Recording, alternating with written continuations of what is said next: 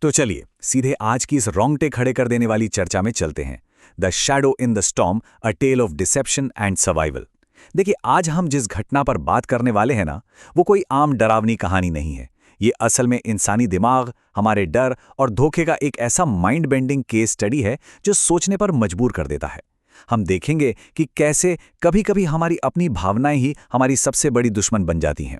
तो कुर्सी की पेटी बांध लीजिए, क्योंकि ये सफर बहुत ही रोमांचक और रहस्यमयी होने वाला है।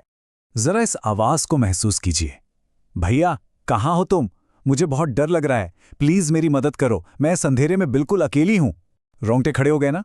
अब जरा इमेजिन कीजिए, आधी रात का वक्त, बाहर घनघोर जंगल, भयानक तूफान, और अचानक आपको अपनी सबसे प्यारी छोटी बहन की ऐसी दर्दनाक और कांपती हुई आवाज सुनाई दे।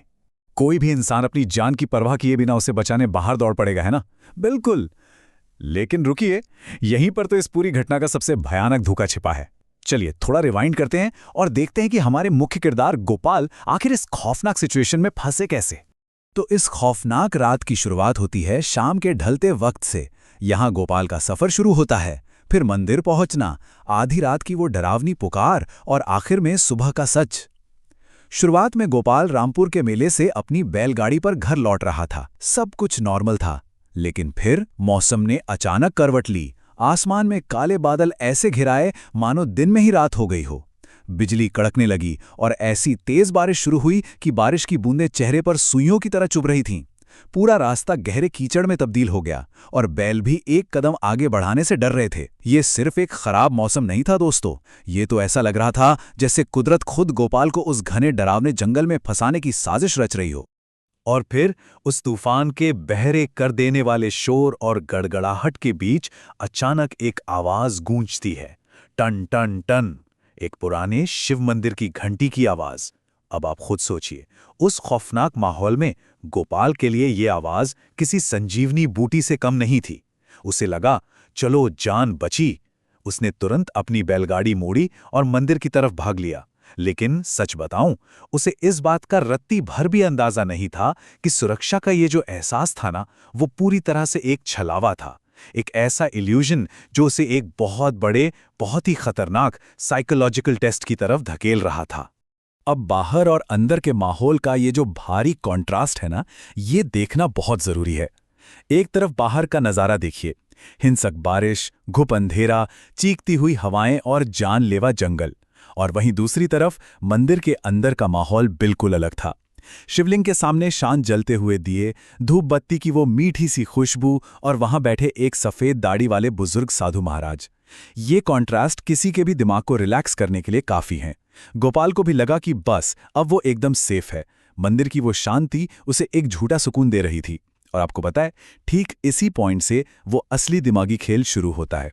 अब यहां ध्यान दीजिएगा, क्योंकि ये सबसे क्रूशल पॉइंट है। साधु महाराज गोपाल से एक बहुत ही साफ बात कहते हैं, आधी रात के बाद मंदिर से बाहर बिल्कुल मत निकलना, चाहे कोई कितना भी बुलाए। ये कोई आम चेतावनी नहीं थी, ये उस रात जिंदा बचने का इकलौता रूल था। इस एक अकेले नियम ने रात के बाकी हिस्से के लिए एक अजीब सा साइकोलॉजिकल प्रेशर बना दिया। गोपाल को लगा होगा कि शायद बाहर किसी जंगली जानवर का खतरा है, लेकिन असलियत में बाहर जो खतरा था ना, वो कोई शारीरिक खतरा था ही नहीं, वो कुछ और ही भयानक चीज थी। तो चलिए देखते हैं कि जैसे जैसे रात गहराती है, ये छाया या कह लें ये डार्क एंटिटी काम कैसे करती है। इसके मैनिपुलेशन के तरीके सच में रोंगटे खड़े कर देने वाले हैं। स्टेप 1, ये एंटिटी सबसे पहले अपने शिकार का नाम फुसफुसाती है, बिल्कुल धीरे से, गोपाल, गोपाल भैया। फिर आता है स्टेप 2, जो सबसे ज्यादा डरावना है। यह आपके सबसे करीबी, सबसे प्यारे इंसान की आवाज की एकदम परफेक्ट कॉपी कर लेती है, 100%। यहां उसने गोपाल की छोटी बहन सुमन की आवाज चुनी। और फिर स्टेप 3, बेतहाशा रोना, गिड़गिड़ाना और मदद के लिए पुकारना।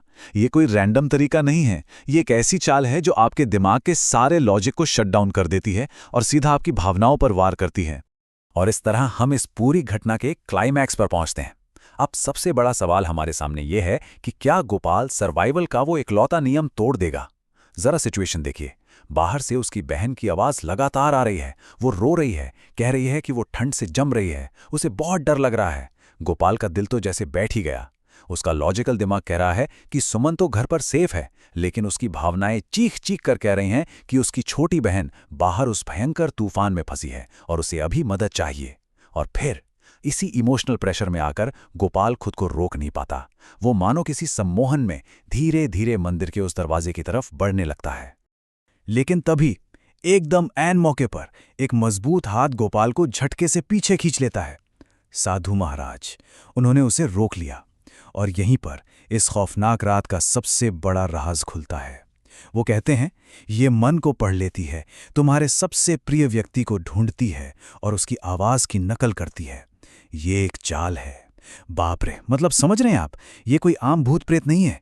ये एक छाया है जो आपकी यादों को, आपके प्यार को और आपकी सबसे बड़ी कमजोरी को ही आपके खिलाफ एक हथियार बना लेती है। वो आपको सिर्फ बाहर बुलाना चाहती है, क्योंकि वो खुद उस मंदिर के अंदर कदम नहीं रख सकती।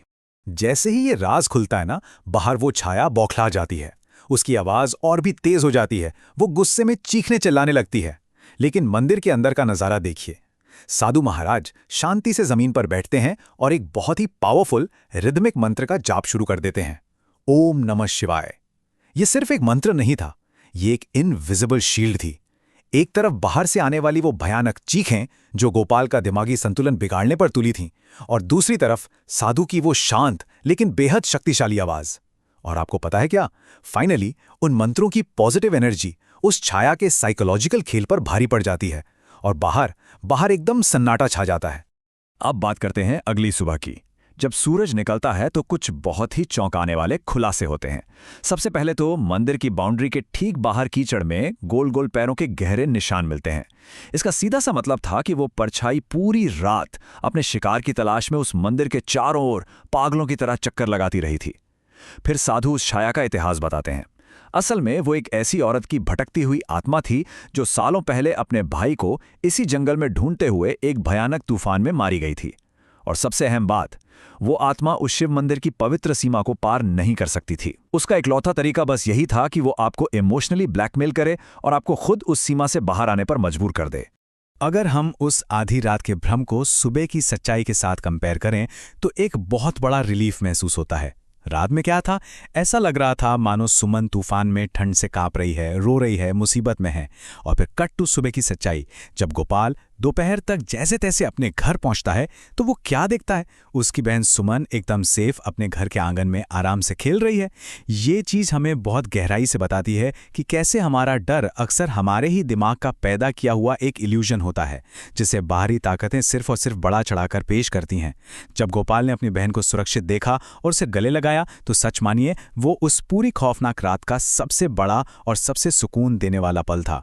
तो दोस्तों, हम इस पूरी चर्चा के बिल्कुल आखिर में आ गए हैं। इस पूरे वाकये का जो सबसे बड़ा टेक अवे है वो ये है कि अंधेरे में जो कुछ भी दिखाई या सुनाई देता है वो हमेशा सच नहीं होता। और ये बात सिर्फ किसी घने जंगल के डरावने रास्ते पर लागू नहीं होती, ये हमारी अपनी जिंदगियों पर भी उतनी ही फिट बैठती हैं। हमारी भावनाएं अक्सर हमारे लॉजिक को, हमारे सोचने समझने की शक्ति को अंधा कर देती हैं। तो जाते जाते आपके लिए एक सवाल छोड़ रहा हूं। अगली बार जब किसी तूफानी रात में या आपकी जिंदगी के किसी अंधेरे दौर में कोई बहुत ही जानी पहचानी आवाज आपको पुकारे, तो क्या उस पर आंख मूंद के भरोसा कर लेना चाहिए या फिर उस मंदिर की सुरक्षित सीमा और साधु की उस चेतावनी को याद रखना चाहिए? खुद सोचिएगा। इस बेहद दिलचस्प चर्चा में मेरे साथ बने रहने के लिए बहुत बहुत शुक्रिया।